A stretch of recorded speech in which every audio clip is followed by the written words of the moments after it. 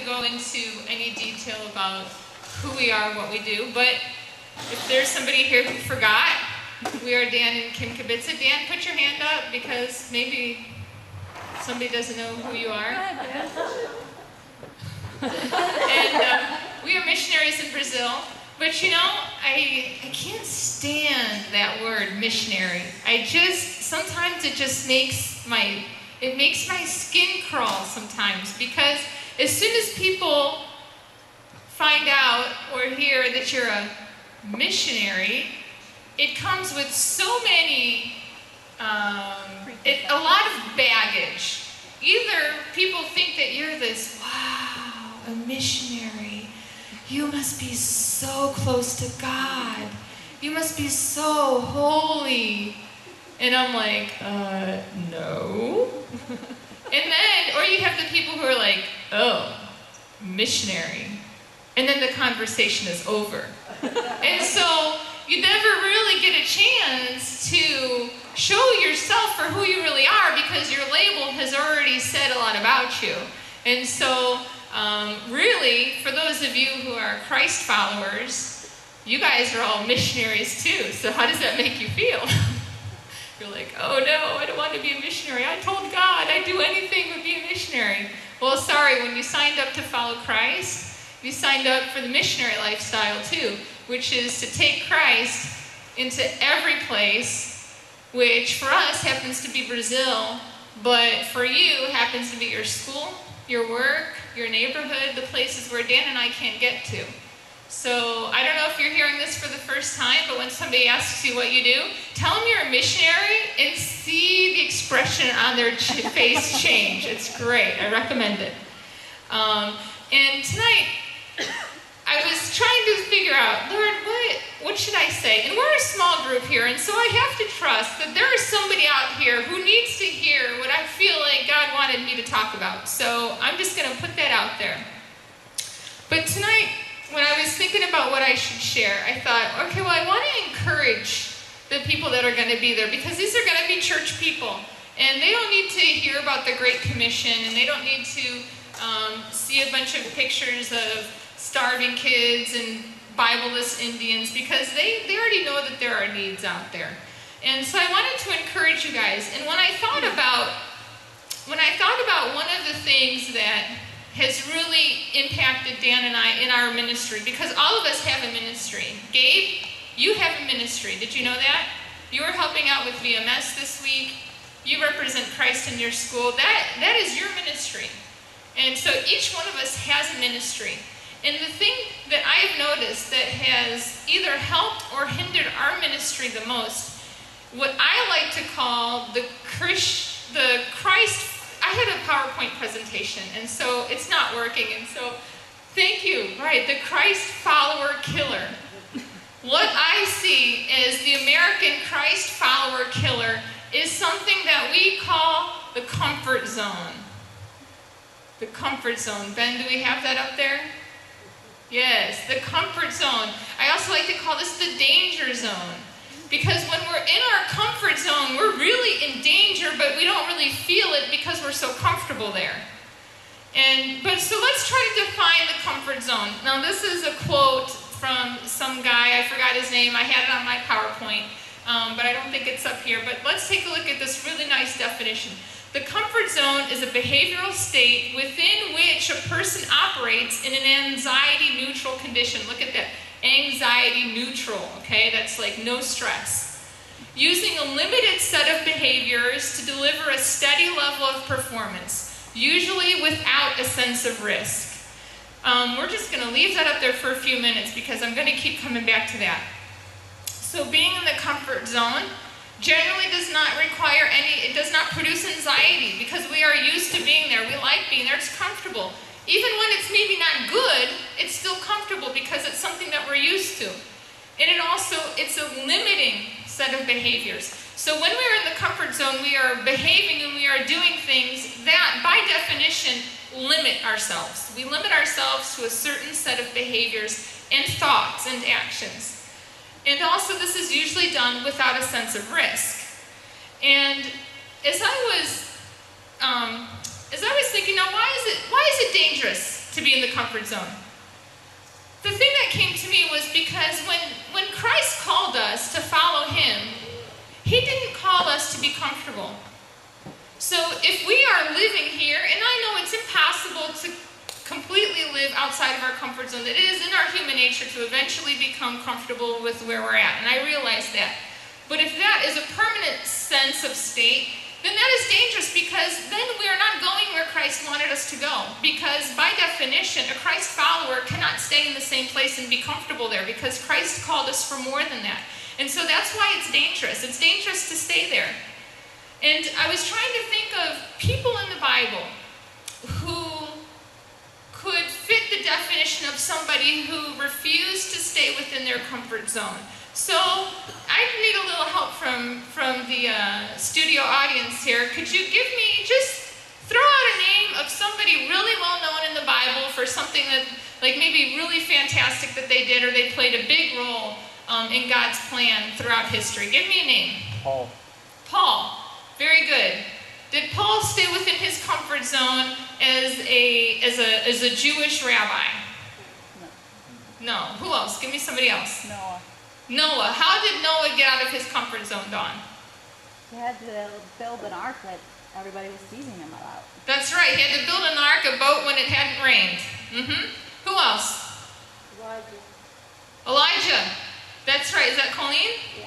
That's right. How did Elijah step out of his comfort zone? He took on one of the kings. Yeah, he took on the king, and he had to take on all those prophets of Baal. We learned about that this week at Vacation Bible School. You guys, I did like this little thing in the Bible. I went through everybody that I could think of. Abraham. Abraham had to leave home. He didn't know where he was going. Moses had to confront Pharaoh. David had a conflict with Goliath. Nehemiah had to leave Babylon, which was a very comfortable place for the Jewish people to be. Even though they were in captivity, they were there for 70 years. It was home. So Nehemiah left Babylon to rebuild Jerusalem. You think of the disciples. Every one of them are following this crazy person around Palestine who everybody either loves or hates, and half the country wants to kill him. So if you think about anybody that has ever done anything of significance in the Bible, has had to get out of their comfort zone and do something that was stress-producing and risky. And I just want to encourage you guys that Dan and I, we have had to do this a lot in our ministry, in our lives, but really since we've been called into missions. I had a picture that I want to show you. Some of you guys may have seen this in church on Sunday, of Dan, this big, burly, ex-construction worker type, ex-skinhead guy with basically like a clown face painted on him. And because he had to go into the streets and do street drama, like going downtown Cleveland at, what is that square? Public Square, yeah. Public Square, downtown Cleveland. That's the kind of place he would have to go. With his face painted in white clown makeup, dancing and singing. Now this is not a guy that you would never catch him dancing, let alone with face makeup on and in Public Square. But that's what God called him to do for a period of time, and so he did it. And I've got to tell you, I don't know that I had ever been so proud of him. When I saw him dancing really badly on the street, I thought, you know what? He's making a fool of himself, but he's making a fool of himself for Christ. And something that the Lord had really been working on me with my comfort zone are these 2 construction projects that we did this last term. We built 2 houses, basically with money that we didn't have and we still don't have. But we really felt like God wanted us to do that. And I'll tell you, you want to get out of your comfort zone, spend money where you don't really want to spend it, or spend money that you don't feel like you have for something that God wants you. I'm not telling you to go out there and buy the new SUV or something. I'm telling you, spend your money where God wants you to spend it, and see how quick that gets uncomfortable. And I'm not saying that to put me and Dan up on a pedestal, but just to show you that that we have to kind of live by our own advice. But when you're doing something that God has called you to do, there's such a grace and a joy that comes with that, and to be able to see God working through those decisions.